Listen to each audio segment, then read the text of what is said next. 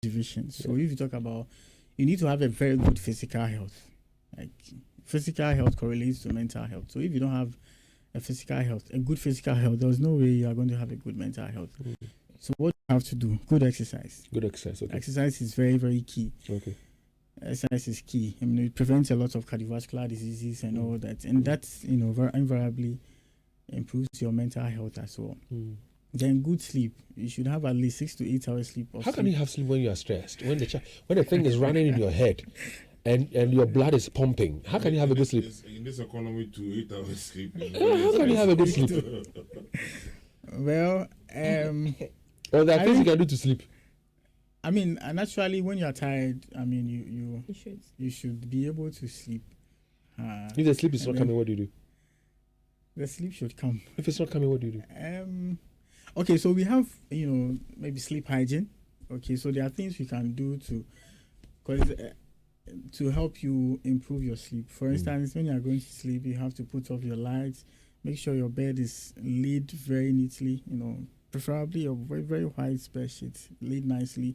Your lights should be off. Your phone should be very far away from you, because once you're on your phone and you are not sleeping, you are not going to sleep. So your phone should be very, very from you. Your bed should be neatly laid.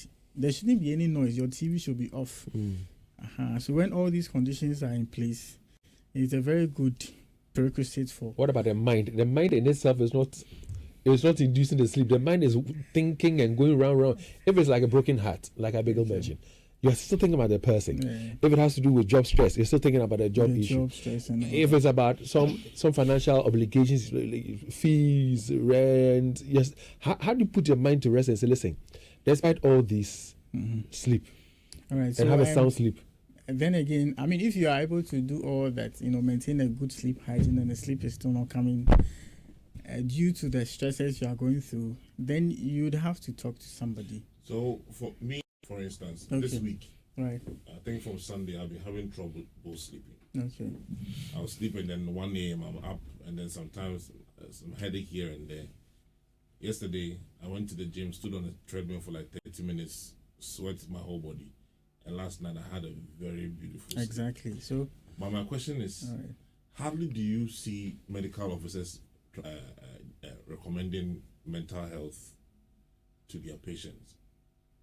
All my life, there's only been one instance where a doctor gave me a prescription for me to go and get my mental health. Have some evaluation done. Done once in my life. Okay. But then they'll tell you, go and check your blood. Go and do this. But it never happens. What do you think the medical fraternity has to do to make sure that it becomes a routine part of our, health dispensation? Okay, so so thank you very much. I think it's even in the medical field, when you mentioned that you are with psychiatry, and everybody tends to look at you in a way, even our own doctors. So the stigma is everywhere. So I think that, but I mean, that is why the education has to go very wide. You get it? Because a condition is a condition, whether it's physical, whether it's mental, it's a condition. And then so if somebody has hypertension, somebody has diabetes mellitus, they have a condition. If somebody has schizophrenia, they have a condition. Just that, I mean, it's from their mind. So everything that comes from the mind has some form of negative, like some form of stigma attached to it. So I think we should all take it upon ourselves, like I think this education. But the question he asked, is it for doctors to also sit back these days and say, okay, once a year, or let's say every half year, have some psychological evaluation done? Yeah. Is this something that you think doctors should give people prescriptions to go check for it? Go check this. Up until that one time, I didn't even know anything about say letter. I had never seen it before. So I think that is so it's very important. Indeed, I agree that is very important. Especially, a lot of women are having this postpartum psychosis. It's being rampant now. I believe that as health professionals, we should inculcate that into our routine checks that we are giving to our patients. So as a pregnant woman, when she comes for antenatal, we should be able to tell her that, take this letter. Go to the psychiatric unit, get checked. The point is, how would the person even take that information? That's the problem. I said, Doctor, I'm about that one. Yes. And I'm about them, but it depends on how you relay that information as to why you want the person to have that thing done. Yeah. You understand? I think it's a good one. Yeah, but I think that is what we are talking of. If it becomes well-being. if it becomes routine, people will just be the psychological aspect is there. What role can faith leaders, traditional leaders also play? Because most of our women are always in the church. Yeah. When they are pregnant, they are there. When they don't have husbands, they are there. Their children are give them stress, they are there. Every time they are in the church. Is that the right place to go to for some of these support, or assistance? What do you make of? So what role can these spiritual leaders and traditional leaders and play? Okay, so I think sometimes it's lack of knowledge. We meet a lot of patients who tend to waste their time. If the prayer comes and all of that, by the time they get to the facility, a lot of time has been wasted. So what I think is that it's not everything that is supposed to be taken to the prayer camps and all of that. I understand as Africans, we don't joke with our religious activities as well. But in as much as I am praying about a condition, I should also seek medical help. I can be going to the hospital and praying as well.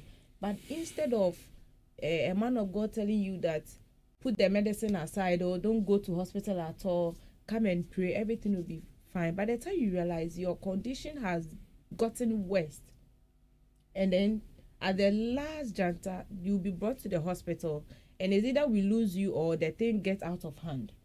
So please, our faith leaders should take note that you can make your people pray, but you can also encourage them to go to the facilities. I can't remember, we went to one faith healers place at Central Region. I was in Cape Coast at that time. We talked to this man as mental health practitioners. He will accept, we'll give the medications to him to be given to our patient. So we actually go there to see our patient. We talk to him. He has agreed that he will give it to them. And he would even say that those people will bring the medications to get healed faster than those that don't accept the medication. And we are doing our thing low key. And then he tends to take the praise and everything. We are okay about that. So just know and understand that we understand we should pray, or the people should be closer to God in everything. But please allow them to also seek medical attention when necessary. When they've polluted the minds of these women, because the women oftentimes listen to these pastors even more than their husbands. And when a pastor says the oil or your mommy, say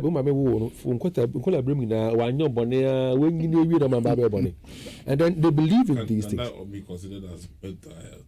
Is it not mental health issues? It's if you allow somebody to tell you something like this and you fall for it and it's affecting your well-being, your relationship with your husband and all that, the way you don't have a good mental health. They will give them concussions and they will put in their food and eat. What role can you people play in there? Because obviously we know that the people are not being given the right information, nor are they receiving the right treatment. So as health professionals, what role can you play in there? So, yeah. Example is the awareness we are creating now.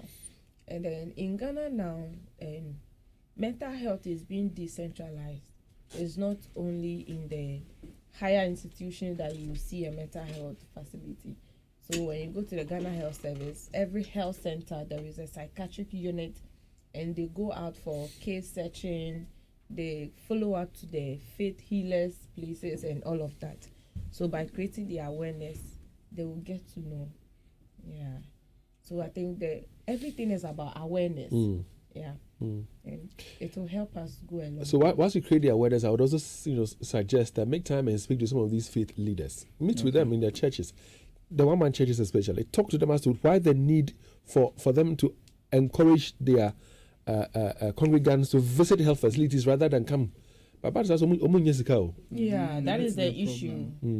David, you see, I think that for the faith people, I remember there's a law that even enjoins them to tell their people to also seek some of these things. Mm. You know, matters of faith cannot be decided Yeah. in court. So that is a very good thing. But David, one of the things I've also noticed, have you noticed there are a lot of teenagers, UEW, so the University of Education, students poisoned themselves because a girlfriend had broken up with them. Yeah. You see the university campuses. In fact, even The one who hanged The himself. one that went to see his partner having sex with and killed himself. Oh, Yeah. there are a lot of them. Yeah. Maybe And the one who also. killed one girl on campus on Recently. Yes, Osiem also. There's a Baba who has also been disappointed and he ended up killing the girl and all that. So I think that we also need to look at the basic SHSs. You know, normally KNUS, I'm familiar with KNUS because now KNUS, almost every college has a college psychiatrist. The dean of students also, or now the director of student affairs, they also have under Professor Mavis and all that. Professor Chaden, they have these psychology students can go and speak to. But KNUS did something that I think helped. Personally, I have an experience. It wasn't mental health. I didn't know what to do in school. So my first year, I trailed 2 courses. I didn't understand the course, like the whole thing.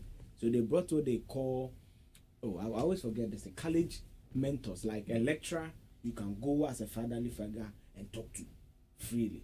I think college something, they have a way to go. So they zoned all of us. So you know, this is David is my go-to person, Leo is my go-to person. I think at the SHS, they need to do that. Because I don't think Ghana Education Service have that capacity to do that. Maybe train one or two teachers, with these psychiatry stuff. Because especially, David, the issues there are mostly sex related stuff.